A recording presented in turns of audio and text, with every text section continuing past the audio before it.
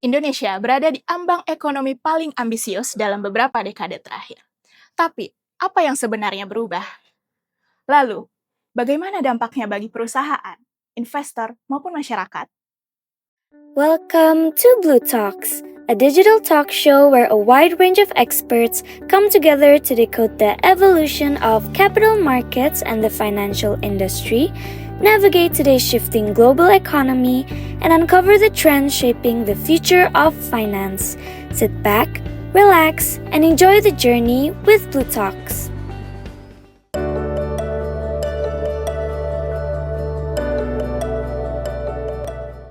Halo Young Investor, nama saya Cindy Alicia selaku Research Analyst dari SIM Invest by Sinarmas Sekuritas.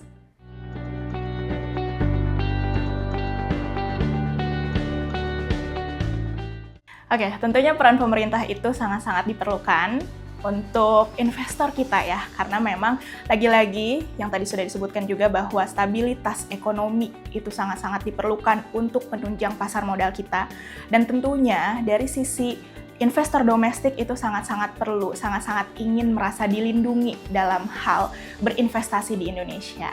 Makanya untuk peran pemerintah yang seperti apa ya, seperti kebijakan dari makronya, atau kebijakan fiskalnya, atau bahkan kebijakan dari Bursa Efek Indonesia dan SRO lain-lainnya, itu juga sangat-sangat diperlukan untuk investor domestik kita.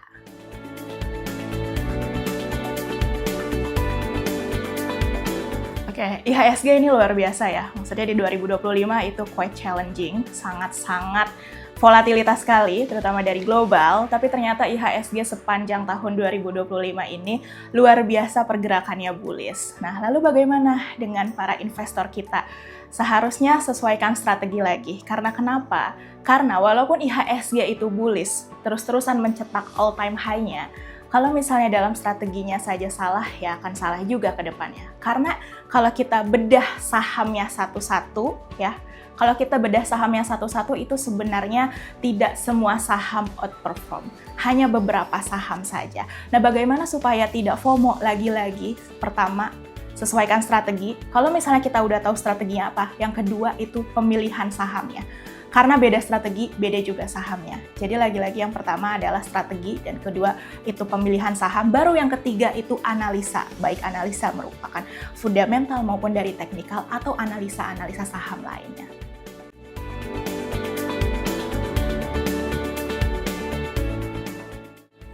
Oke, Danantara ya. Danantara di tahun 2025 juga bisa menjadi salah satu highlight untuk market kita.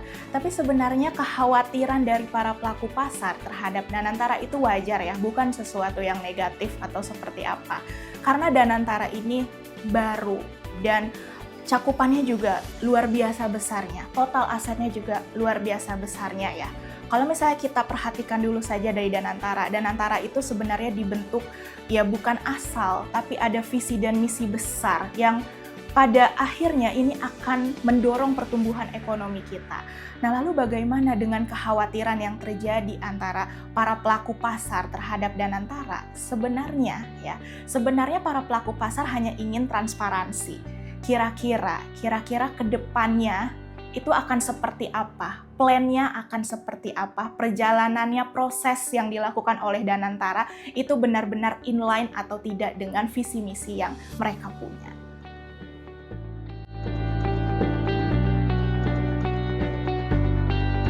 Oke, kalau misalnya kita berbicara mengenai sektor di tahun 2025, sebenarnya yang sangat-sangat outperform sahamnya itu dari saham-saham konglomerat atau istilahnya growth stock.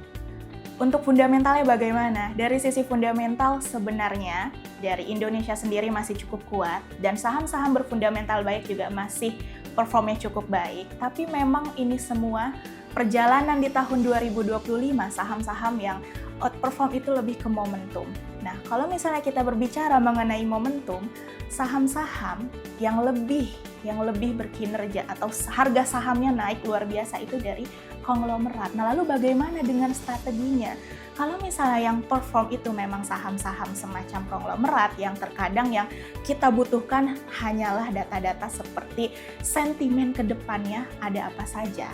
Nah, itu strategi di awal adalah kita harus menentukan menentukan mengenai kita mau menjadi investor atau trader. Dengan kita tahu di awal ingin menjadi trader atau investor, nanti kesananya untuk strateginya itu akan mengikuti. Dan lambat laun, kita juga at the end akan tahu keuntungan maksimal kita di berapa, ataupun untuk meminimalisir risikonya di berapa sih. Itu tuh akan terbentuk pada akhirnya.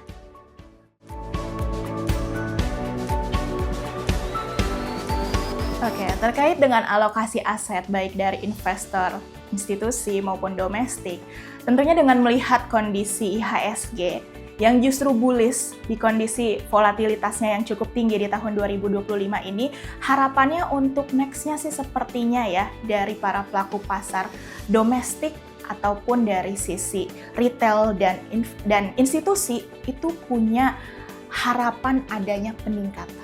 Kenapa bisa begitu? Karena kalau misalnya dari sisi fundamental kita aja kuat, fundamental yang dimaksud adalah dari sisi makroekonominya kita masih kuat, itu bisa mengenerate modal dari mereka. Dan kalau misalnya kita lihat lagi track record di 2025 aja kita mampu survive, berarti untuk next-nya di 2026, baik dari investor retail maupun dari institusi, ada kesempatan mereka lebih besar lagi menggelontorkan dananya ke market kita.